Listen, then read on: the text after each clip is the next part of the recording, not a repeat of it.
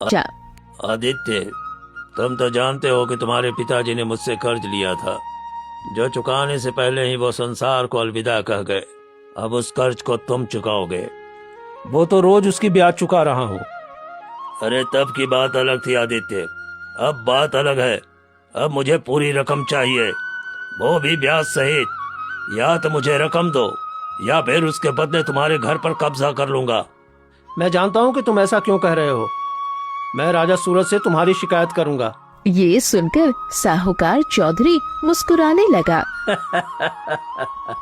शौक से जाओ। इतना कहकर साहूकार चौधरी वहाँ से चला गया। आदित्य क्रोधित हो गया और उसी समय राजमहल चला गया। राज दरबार में राजा सूरज बैठे थे। महाराज, मैं हरियापुर गांव का रहने वाला हूँ और एक साधारण लकड़हारा हूँ।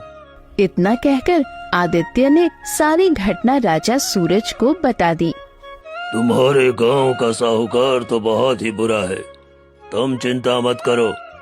हम उससे मिलने के लिए कल आएंगे और तुम्हारे साथ न्याय किया जाएगा। ये सुनकर आदित्य खुश हो गया और वहाँ से चला गया।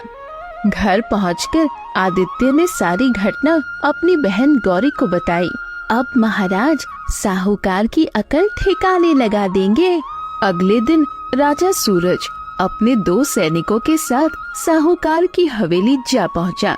साहूकार चौधरी राजा सूरज को देखकर चौंक गया।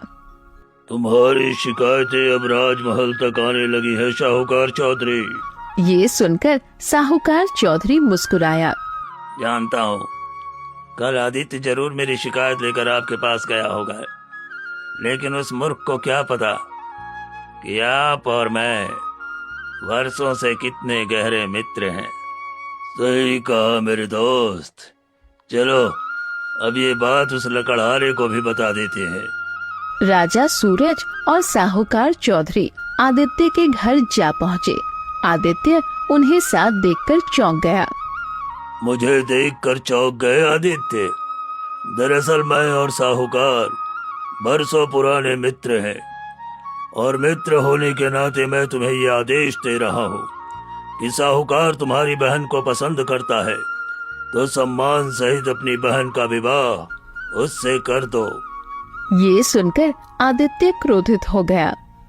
महाराज, मुझे लगा था कि आप अपनी प्रजा की मदद करेंगे। जरूर करता, लेकिन मामला मेरे मित्र का है। कान खोलकर सुन लो। या तो 1 माह के अंदर साहूकार का पूरा कर्जा चुका देना, या फिर अपने घर को छोड़कर किसी दूसरे घर की तलाश कर लेना। और अगर इन सारी मुसीबतों से बचना चाहते हो तो अपनी बहन का विवाह मेरे मित्र से करा देना। इतना कहकर राजा सूरज सैनिकों के साथ वहाँ से चले गए।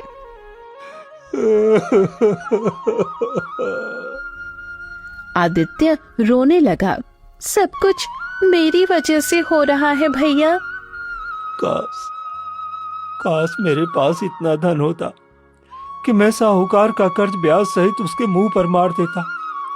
तब साहूकार और महाराज की इतनी हिम्मत नहीं होती कि वो मुझे इस तरह से अपमानित करके चले जाते। लेकिन मैं हिम्मत नहीं हारूंगा। मैं जंगल की गहराई में जाऊंगा। मैंने सुना है जंगल की गहराई में बहुत कीमती और ऊंची गुणवत्ता वाली लकड़ियां मिलती हैं। मैं उन लकड़ियों को काटकर बाजार में अच्छे दामों पर बेचूंगा और 1 माह के अंदर साहूकार का कर्ज उसके मुंह पर मार दूंगा। अगले दिन आदित्य अपनी कुल्हाड़ी उठाकर जंगल की गहराई में निकल गया।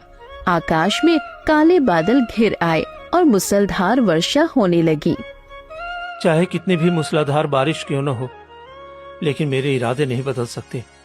मैं किसी भी कीमत पर अपनी बहन का जीवन तबाह नहीं होने दूंगा। इतना कहकर आदित्य बारिश की परवाह किए बिना आगे बढ़ने लगा और चंदन के वृक्षों को तलाशने लगा। तभी आदित्य की नजर एक गाय पर पड़ी जो उसे देख रही थी। वो गाय बहुत ही कमजोर अवस्था में थी। ये तो बीमार लग रही है, लेकिन ये यहाँ पर अकेली क्या कर रही है? तभी एक मैना पक्षी उड़ती हुई वहाँ आकर बैठ गई। इस जंगल की गहराई में तो कोई मनुष्य नहीं आता। तुम यहाँ क्यों आए हो? मैना पक्षी को मनुष्य की तरह बात करते देखकर आदित्य चौंक गया। हे भगवान,